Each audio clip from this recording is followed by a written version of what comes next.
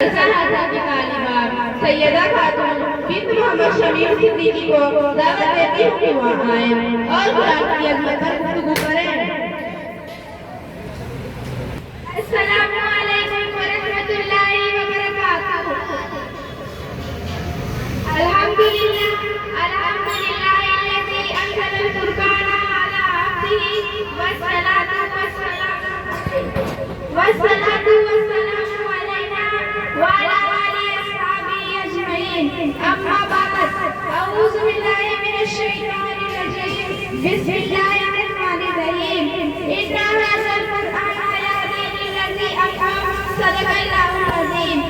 آج میں آپ کے سامنے جس موضوع پر نقشائی کرنا چاہتی ہوں وہ ہے عظمت قرآن۔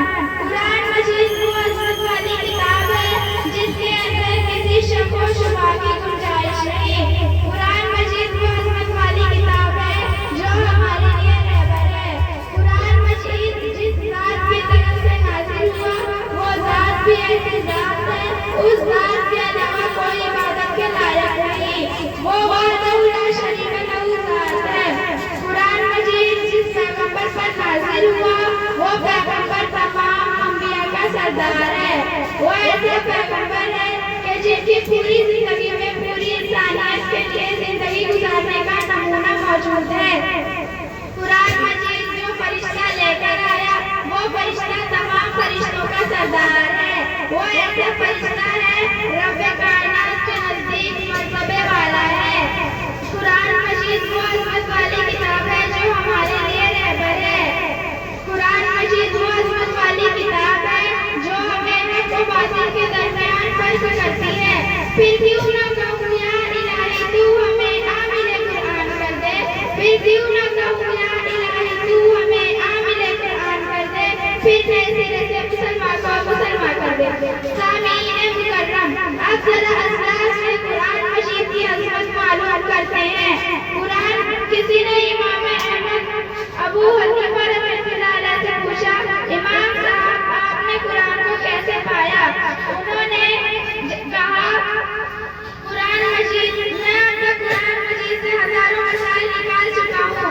قرآن مجید میں اب تک قرآن مجید سے ہزاروں مسائل نکال چکا ہوں مگر ابھی اس کا معنی پورا نہیں ہوا۔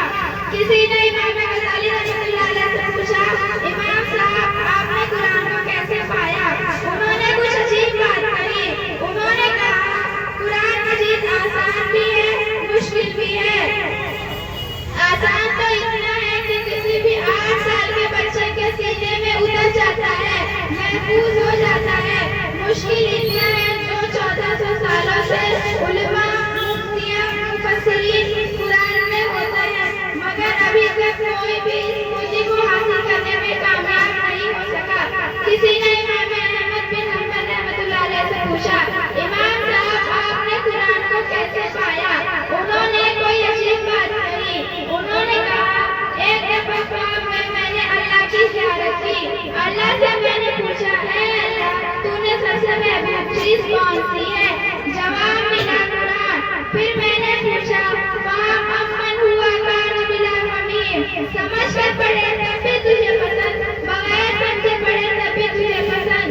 شاعر یہ کہنے پر مجبور ہو گئے عظمت قرآن کے خاطر جان نچھاور کر دیں گے، عظمت قرآن کے خاطر جان نچھاور کر دیں گے، اگر وقت نے ہم سب کو مانگا وقت کا دامن بھر دیں گے۔ السلام